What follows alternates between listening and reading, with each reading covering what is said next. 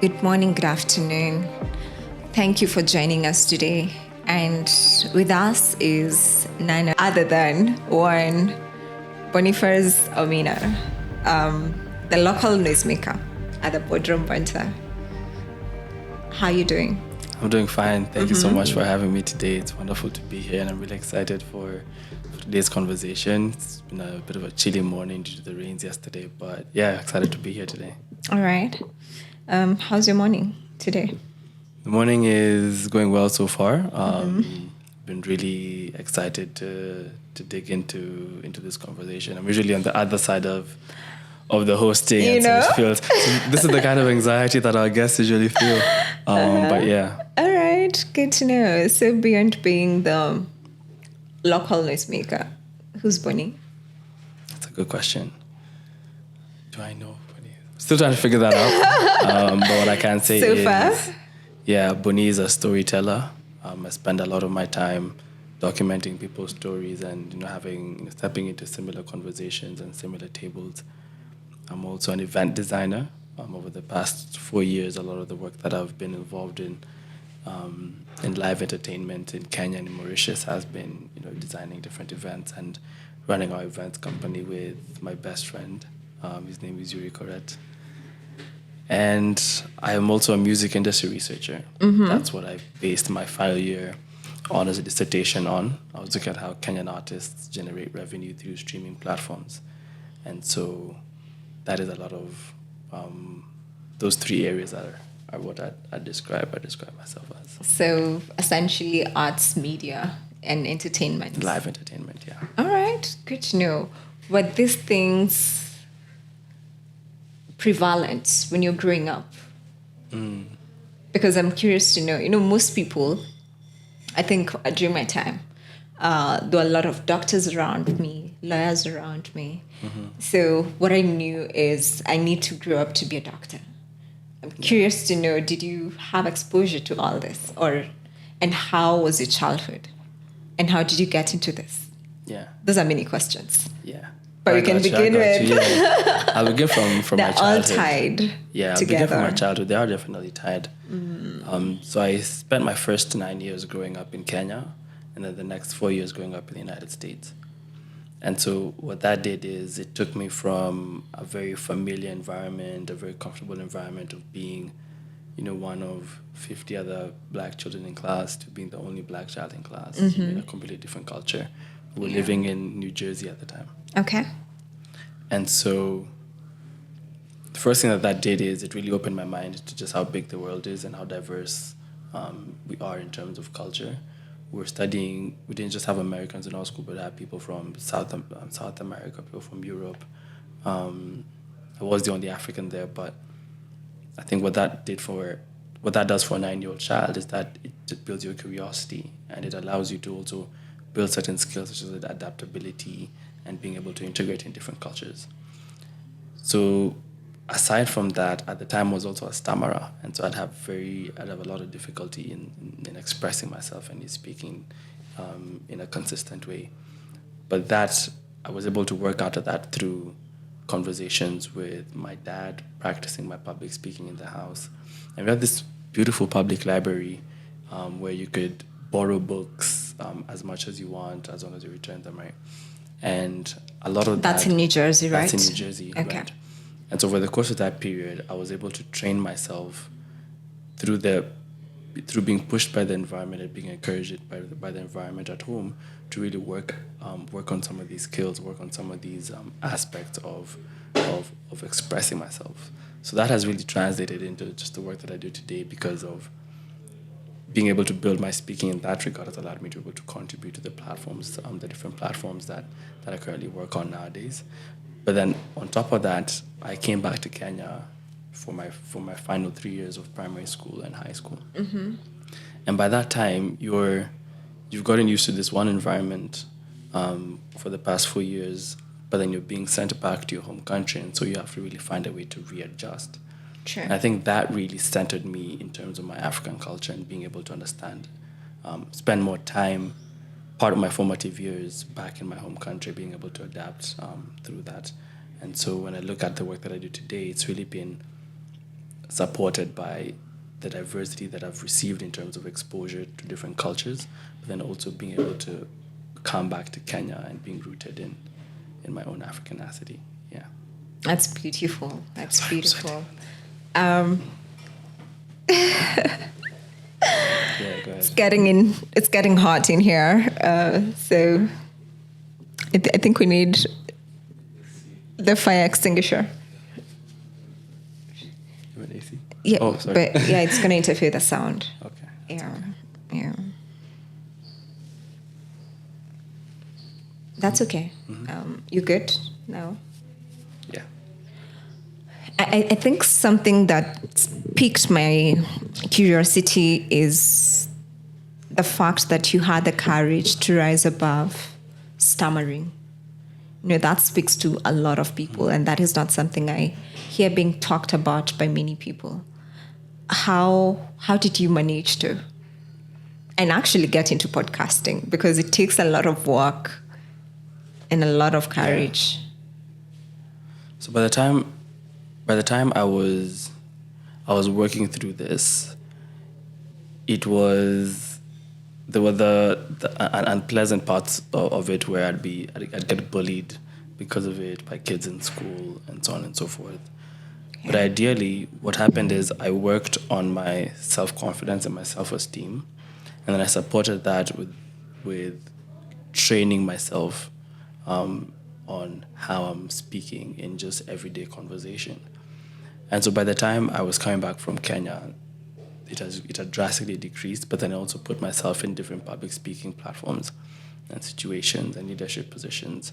And that just by virtue of just compounded into me being able to rise above that. But then now over the course of my time in Kenya between 2012, which was class 6, and by the time I finished high school in 2018, I'd really nurtured this skill in public speaking, and I tested it out in different kinds of platforms. So from the debate club in school to they had a beautiful club called the Research Club, and the competitions were styled in terms of presentations, right? You have music festivals. I was doing the public speaking item in music festivals. It was fantastic. And so through testing my different, taking the public speaking and the skill of communication as transferable as it is, and testing it out in different platforms, I was able to consistently validate myself and be able to cultivate that skill of speaking in front of people and public speaking. And so communication being the underlying skill, at that point had come very naturally to me.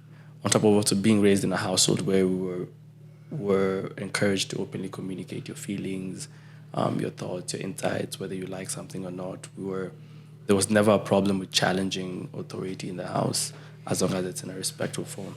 And then now, of course, the culture in the US in terms of the education system is also very much geared towards that as compared to Kenya, for instance. Yeah.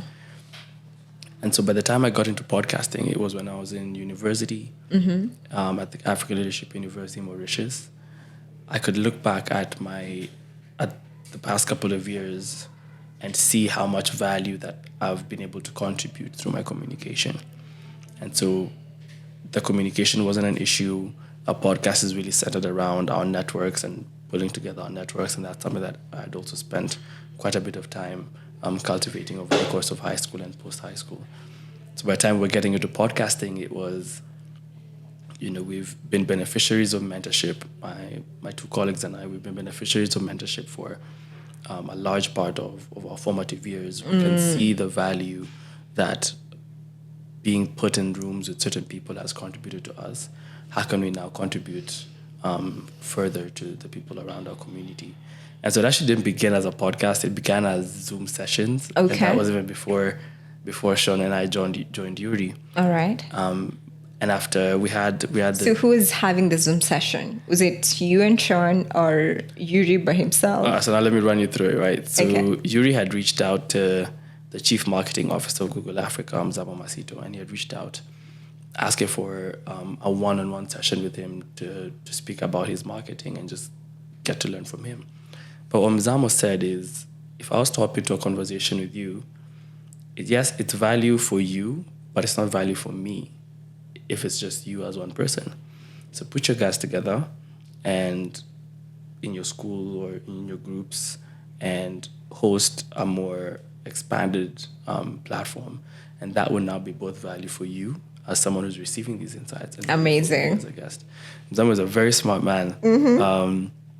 And so Yuri and one of his friends at the time went and recruited guys within the school, and we hopped on this Zoom session. That was while in high school. This was while in college. College, This is okay. our first day in college, right? Okay. And so what happened after that is we realized that people who missed out on this conversation because they weren't there.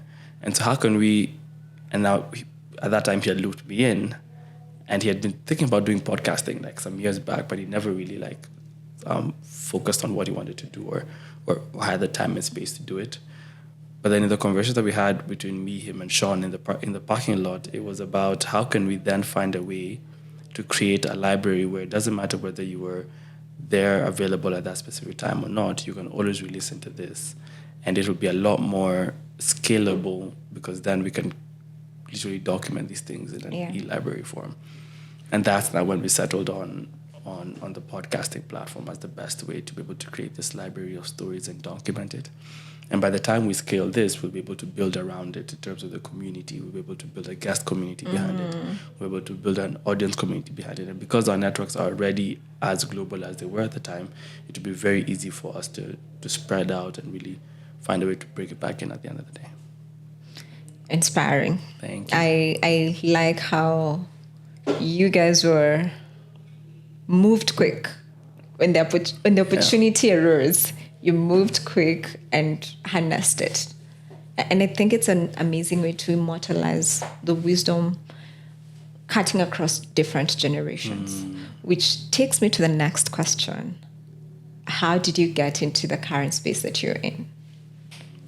Art, media, and entertainment. Okay. How did you get there?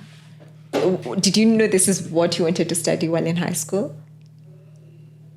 No. Okay.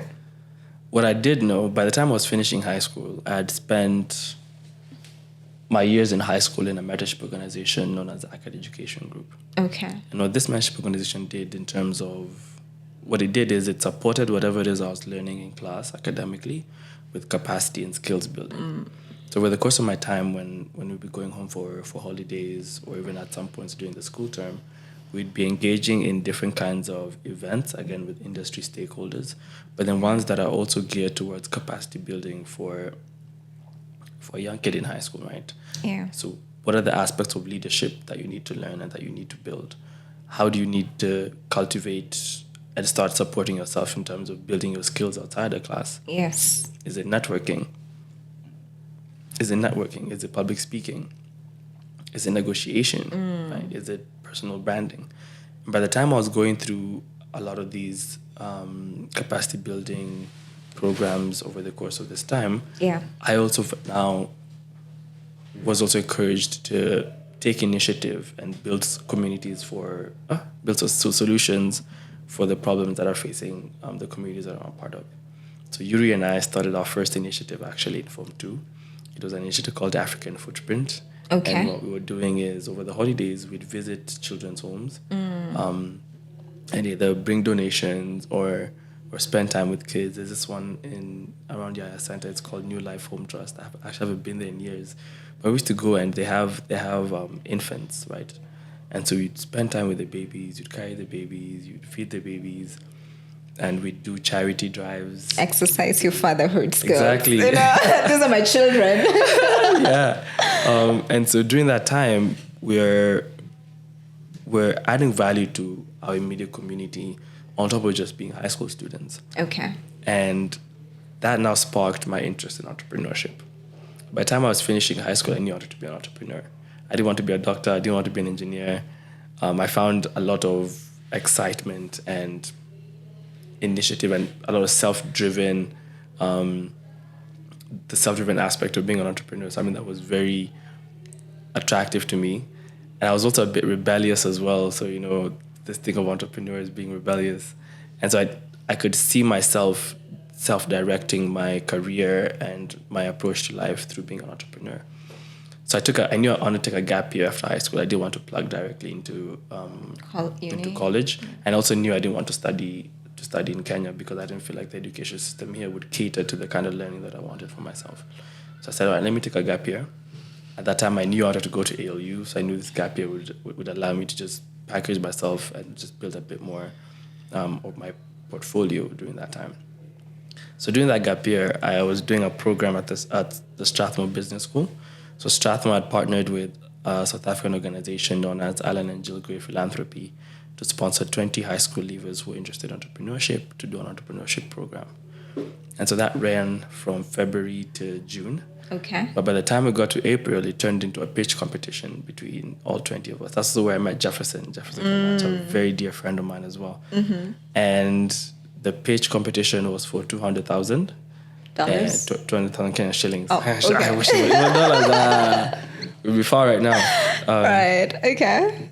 But yeah, so my team and I won that 200,000. And by the time the program finished, I'd also gotten into the Watson Institute Accelerator Program in Colorado, in Boulder, Colorado. So as soon as that ended, I still had 4 months left in my gap year. I'd gotten into ALU Rwanda at the time. So because I was going to Watson, I deferred my admission to ALU Rwanda to the next year. And I spent the next 4 months incubating the same startup in Colorado. Watson.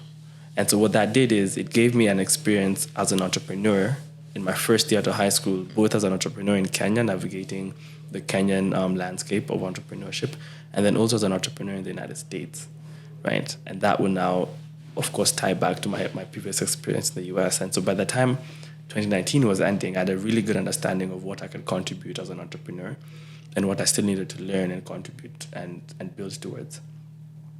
So 2020 came, COVID did what it did to us. I reapplied to ALU Mauritius. They're offering scholarships at the time. I got the scholarship. Awesome. And that same year, I started doing parties because I'd moved out of your parents' my parents' house. Okay. Between August and December. I had no good reason to move out. I just wanted to, one, live with my friend Jefferson because he was beginning his time at Cornell at the time. And also knew this is a student community that's there and there's a chance for me to build networks. So that's when I started hosting parties. That's now 2020. That's in New York? No, in Nairobi. Oh, okay.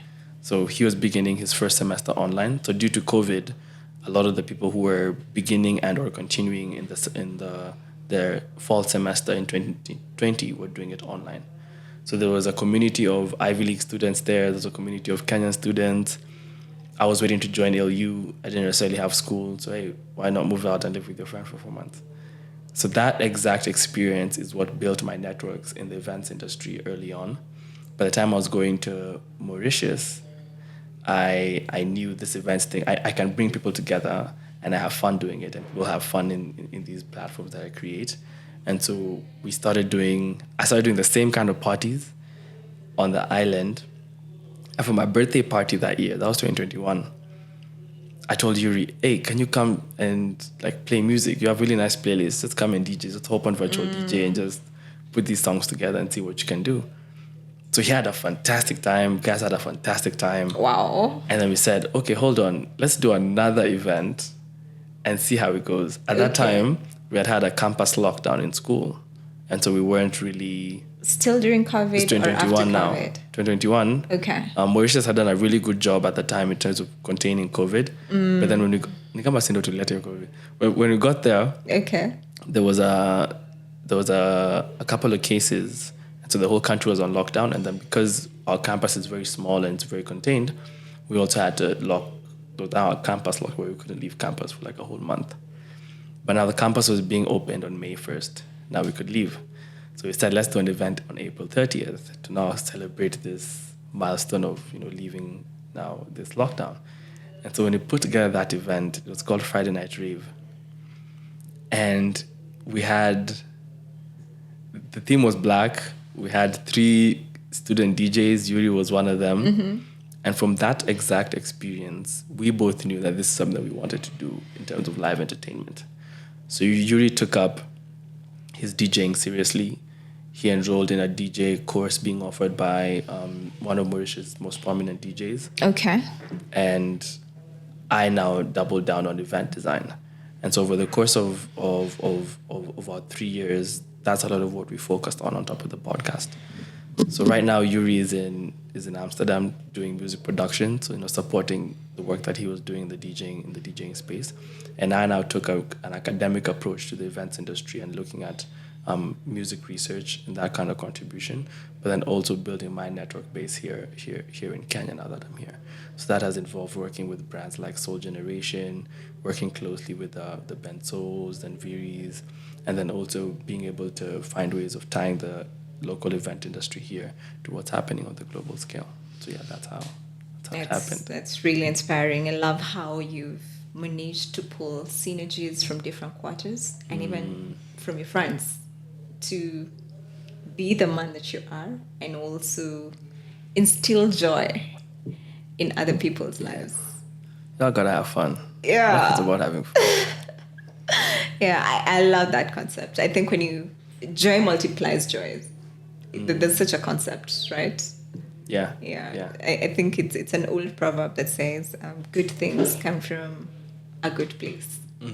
So when you start your career or whatever it is that you're doing, when it's beginning with the starting point, there's a lot of joy, there's a lot of love. It's a sure bet you're going to succeed. Curious to know, what are some of the challenges that you've had to overcome in your pursuit of the different goals that you've set for yourself and becoming the man that you are today? I was trying to think about how I was going to answer this question, but then the only thing that can come to mind is when I was in high school, there was a lot of skepticism from my parents and skepticism from my teachers about how I was choosing to self-direct my own learning and how I was choosing to approach life. And that time it's because they didn't see value. The teachers in school didn't see value in all of these mentorship activities that I'm going for. And so some of the activities that would happen during the school term, they'd be very against me going and put up barriers to stop me from going. I won't name names, but looking back now, they didn't necessarily have a good reason why. It's new. It's a new thing. It's new, and it's also the mindset. When you look at some of our teachers in the education system, and I'll speak about from my experience, it's very traditional. It's very centered on the only way to get forward in life is to get an A, and if you're not actively pursuing this goal, then you are an outlier, and being an outlier is a bad thing.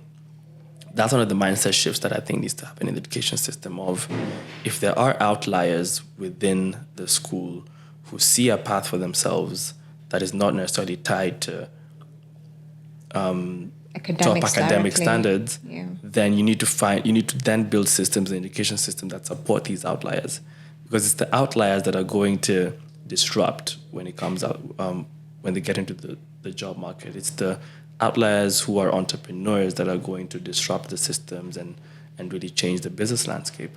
And so when I look back at that time, on the teacher side, it's not even because it was new, because I wasn't the first acad mentee in the school, but it's because they were not comfortable with the fact that they didn't have control over what the direction that I'm choosing to take my learning and take my... Being the brilliant kid that you are. Thank you. Wow, then? Yeah, and on the parent side, it's because they just didn't know. I'm the last one of 5, and this was something very new that they were experiencing as parents. And they weren't necessarily stopping me, but there was just a certain level of support that I feel like I would have appreciated at the time, even in terms of moral support. But that changed later on when they now saw the fruits of a lot of this work that I was putting in. By the time I was getting the scholarship to the first Strathmore program, by the time I scored a considerable grade in KCC, they were like, oh, so those internal results were not necessarily reflecting his academic potential. And that's something, again, with our schools. They undermark us so much. Sure. But anyway, for those who are still in school, and in terms of I lost my train of thought. Yes. So then by the time I first got the scholarship with the Strathmore program, they said, oh, so you got a scholarship not just because of the grade, but majorly because of a lot of the aspects that he was investing outside of that. When I was traveling to Walton, I was also there on a 75% scholarship. So they saw now proof of concept. And then eventually when I secured the scholarship to AOU, they really doubled down on their support because they could now see the fruits of a lot of these effort that I was putting in, the extra mile that I was going, the extra conversations that I was having with them, how I was trying to get them to understand a lot of the work that I do. And so when I look at my life now, those barriers, I think they were necessary because both me and my parents have really grown through that. And I can see how our relationship has really been enhanced because of some of these experiences that we've gone through together. On the teacher side, I don't know too much about how much they've grown from that. Yeah. But my encouragement to any young person out there, navigating similar barriers is just stick it through. If you need to be the rebel, be the rebel. If you need to be the outlier, be the outlier. Because if what you're doing is rooted in purpose and it's rooted in contributing positive value to society, then the doors that need to open will open. The doors don't necessarily need to be from your schools, from your teachers, but some doors will open. There are enough doors to knock on. Yeah. That's really inspiring. And what I'm hearing is the extracurricular activities that formed a solid foundation for your career and generally the networks that you've built over time. If not for that, your story will be different. Oh, it will be so different. Yeah, if not for that, like it's your extracurricular activities that actually contributed like close to 80%. Yeah. Of your current success, or have been contributing to close to that. Yeah, because if I look at ever since I finished KCSE 2018, I got a B. Right? Mm-hmm. I've never walked into any room and someone has asked me what I got in KCSE. Aside from applying to AOU, where the qualification for the C+ and above, and that's how many years? 2018. That's 6 years. It's many years. Yes, we're old guys, I've never walked into any room and people have asked me about my academics. Over the course of my time in ALU, I was doing business management and I was also doing entrepreneurial projects. So a lot of the concepts that we'd learn in class, those are things that I could and was actively applying in my business. So my education ever since I finished high school has been more practical than before that. And so the product of that is, whereas some people who didn't have that background in entrepreneurship would be struggling with some of these early concepts that we touch on during our business management modules, it came second nature to me, it came second nature to Yuri. And we were able to create a space where we can enjoy our education. We can enjoy being able to self-direct our learning and package our educational experience. And I say education because it was holistic, right? Yeah. Package our educational experience as we would like it to look, to the point where I was able to draw correlations between my academic expectations for my honors project with the work that I invested in. That dissertation taught me so much about the Kenyan music industry. Mm-hmm. And I reckon if I actually spoke to some people who study in the Kenyan education system, right, and would pursue their dissertations as well, they didn't have the same kind of room to be able to customize their dissertation and their topics as much as I did. Yeah. And so I'm so grateful that eventually I was still, or rather over the course of the past 6 years, on top of being able to stick it out and show the value that I can bring from an entrepreneurial standpoint, I've also been able to show the value that I can bring from an academic standpoint. And so you're still ticking the boxes that society wants you to tick, but you're ticking them in the ways that you want to. Yeah. And so it just builds on your own self-esteem and just how you view your value as a student, as an entrepreneur. So I think this is just the beginning of another era for you, right? Mm-hmm. So what do you envision as your contribution to the larger community in Africa at large? When I look at my past 3 years at the Africa Leadership University, being in a Pan-African environment really changed my perception about Africa. Because before that, I'd spent significant times in diverse spaces, but these were very European or Western kind of spaces. Focused. Yes, in terms of studying with other in a diverse environment, but the diversity is not African. It's not African diversity. It's a bit more global and a lot less on the African side.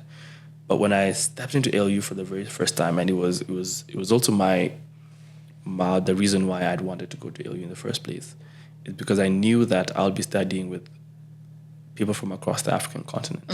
And through studying with those people, I'll get to learn about what happens in West Africa and in the specific countries there, how diverse is East Africa, and what are the kind of differences and similarities that we have. South African countries as well. And by the time we were doing events, I first saw this in events. We were largely first years in school when we joined.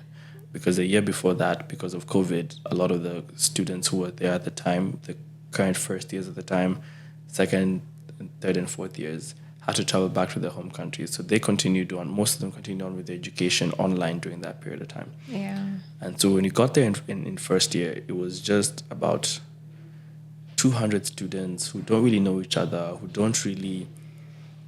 That's first years, 200 first years. About 200. Okay. I think we're over 200. Give or take. Give or take. Okay. Probably give. But we were navigating a new campus, but without the... What's the word? The word is... But without the pre-existing students to teach us what the culture is, to teach us what the norms So in the school second is. years, the third years, the fourth years... They're not there. Okay. Right? And there's just a handful of them who are there as residential assistants, but that's not enough to be able to guide, to be able to really integrate students into the existing culture. Yeah. And so we had to create our own culture as first years. We had to create our own norms. We had to find a way to take ownership of our own experience. And what these event platforms did for the students is that it allowed them to be able to connect with each other's culture. Yeah.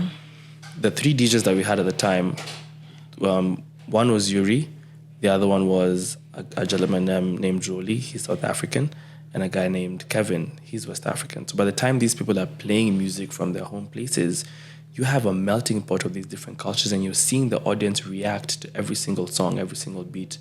When the song moves from Fali Pupa to Sauti Soul, down to Musa Keys and Kabza De Small, you can see everyone reacting to these spaces. And we saw that consistently over these 3 years with the events that we hosted. That when it comes to bringing young people together and allowing people to connect and interact with different cultures, when it comes to sustainability goals such as regional integration, it is rooted in culture and people being able to identify and relate with each other's culture. Sure. And so when I look at the value that I want, that I see myself adding to the African landscape generally, is creating spaces for people to be able to experience each other's culture, creating for people to be able to do that in a safe environment, in a way that's fun, in a way that also creates platforms for the artists and the creators in these different platforms. So in the event that we did, it was an art exhibition. Yeah. Right. Yuri was doing the music, and we had two artists, one from Nigeria, Ghana, and the other one from Uganda, showcasing their art. And so you've created a platform very simply that's bridging the artistic contributions of young creatives from across the continent. Literally, you're drawing a line from Nigeria, Ghana, to Uganda and Kenya. And so if you down south as well. And so when you think about what that one shows, it shows young people that we have the potential to be the bridge.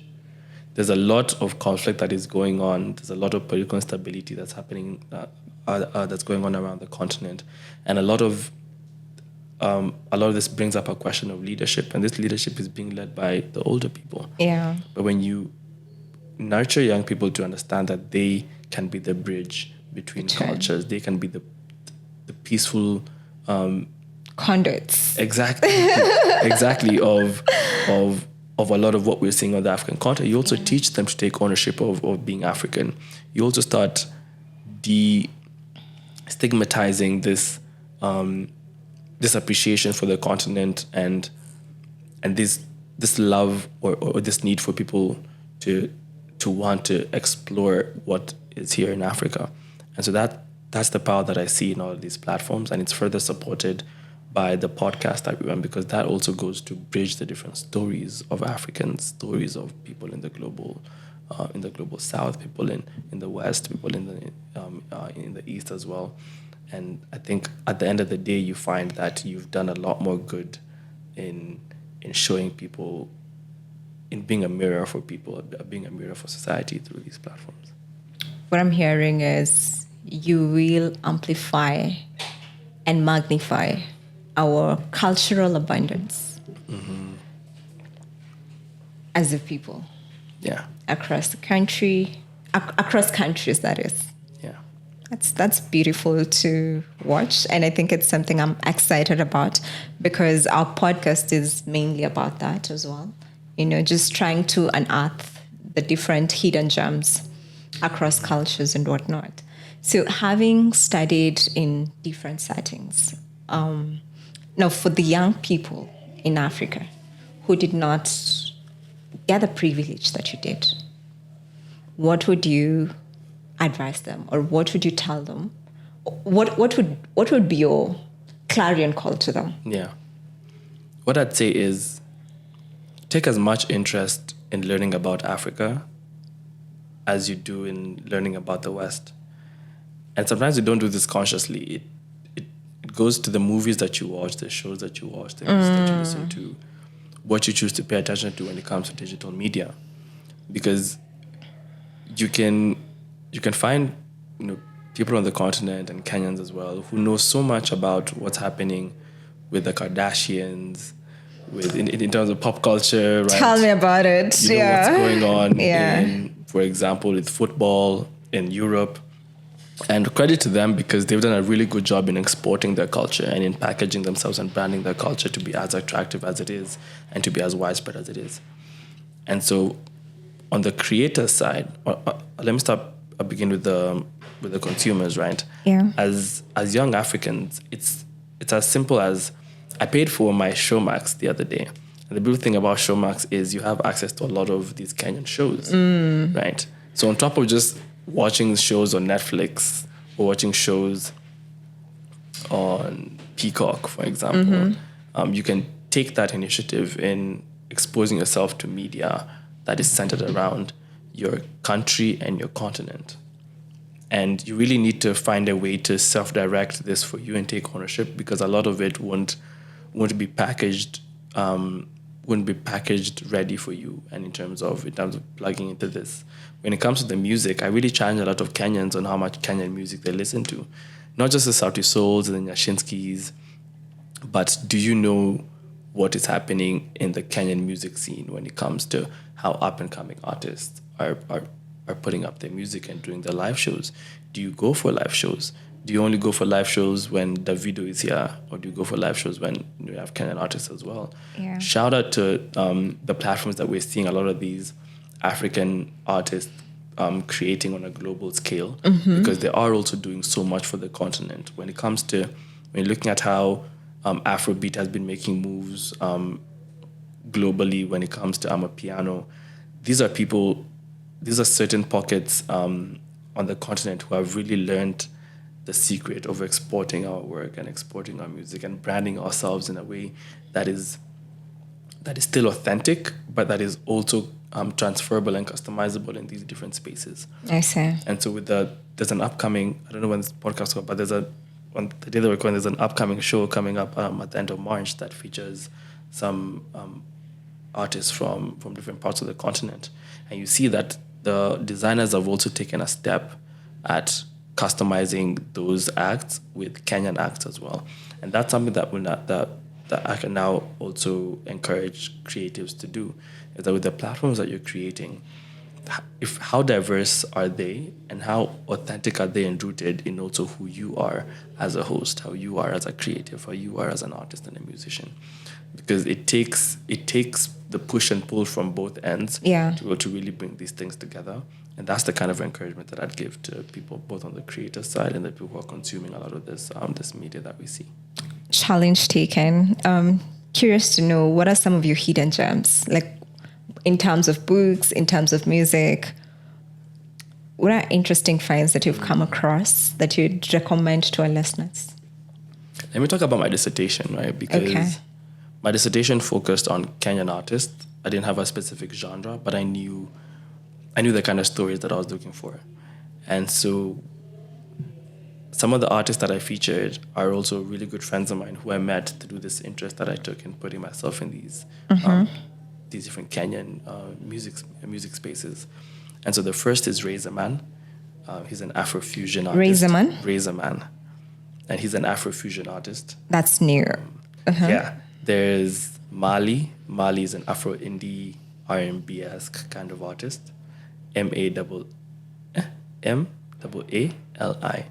There's another artist called Stefan Duli. Now, Stefan Duli is interesting because she's Kenyan, but then her music has been really informed by the different places that she has traveled to. So Afro-Caribbean influence, West African influence, Southern African influence, and it really comes together really well in terms of how she puts out her music.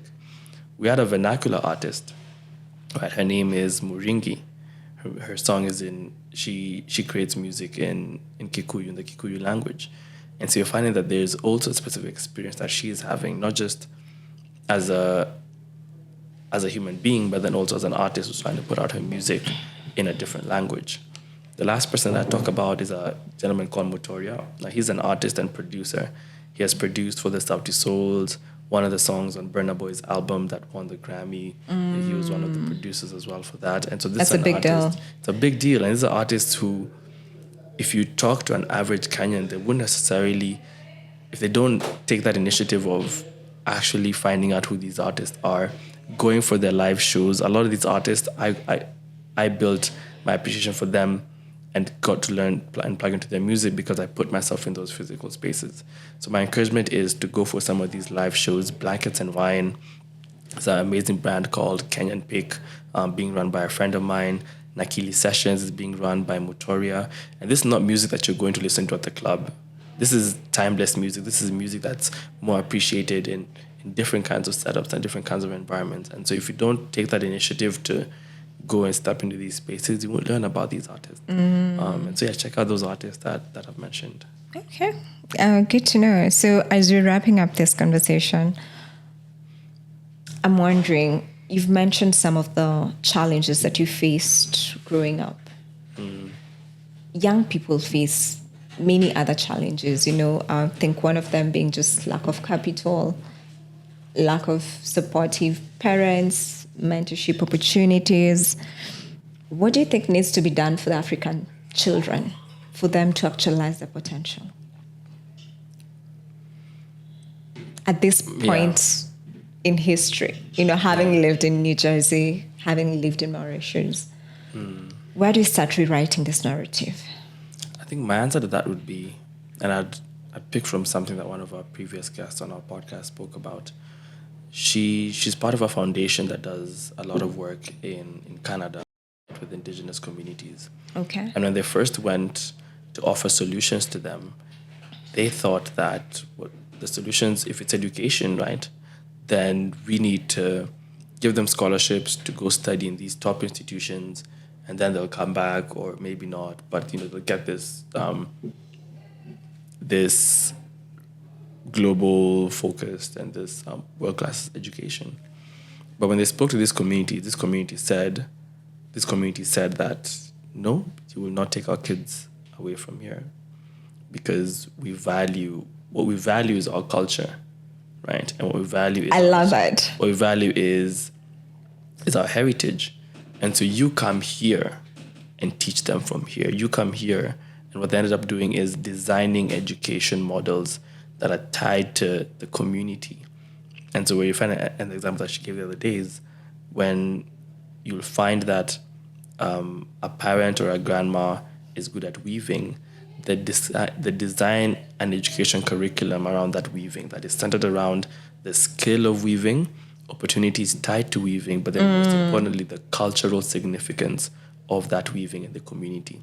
And so you haven't taken the children out of the communities, because once you do that, you've affected the kind of continuation that you'll find in the community, and a lot of these problems that you see here in Africa, where in Kenya, for example, where because of rural to urban migration, young people are not there in the rural areas to be able to be nurtured and being able to be taught the ideals and values for their continuity.